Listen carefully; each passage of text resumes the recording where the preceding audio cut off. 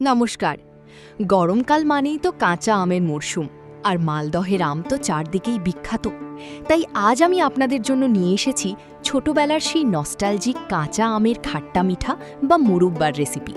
ভিডিওটা শেষ পর্যন্ত অবশ্যই দেখবেন, কারণ এটা বানানো যতটাই সোজা, খেতে তার চেয়েও অনেক বেশি মজার।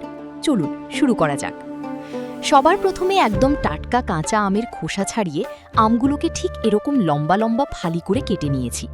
এরপর গ্যাসে কড়াই বসিয়ে পরিমাণ মতো জল গরম করে নিন। জল ফুটতে শুরু করলে তাতে দিয়ে দিন 1 চামচ লবণ। এবার কেটে রাখা আমের টুকরোগুলো গরম জলে ঢেলে দিয়ে জলের সাথে খুব ভালো করে মিশিয়ে নিন।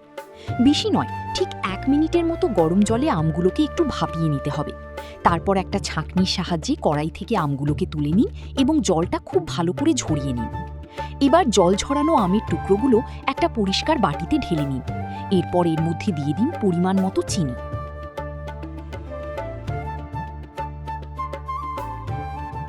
চিনিটা আমের সাথে খুব ভালো করে মাখিয়ে নিতে হবে, যাতে প্রতিটি আমের গায়ে চিনি ভালোভাবে লেগে যায়। মাখানো হয়ে গেলে আমগুলোকে একটা ঢাকনা দিয়ে ঢেকে রেখে দিন ঠিক 2 ঘন্টার জন্য। এই সময় চিনিটা গুলে আমের ভেতর মিষ্টি রসটা একদম ভেতর পর্যন্ত ঢুকে যাবে। 2 ঘন্টা পর ঢাকনা সরিয়ে দেখবেন চিনিটা গলে একদম জল বা রসে পরিণত হয়েছে। এবার একটা ছাঁকনির সাহায্যে আমের টুকরোগুলোকে চিনির রস থেকে আলাদা করে নিন। তারপর একটা পরিষ্কার বড় থালার মধ্যে আমের ফালিগুলোকে এক এক করে খুব সুন্দর করে সাজিয়ে নিন।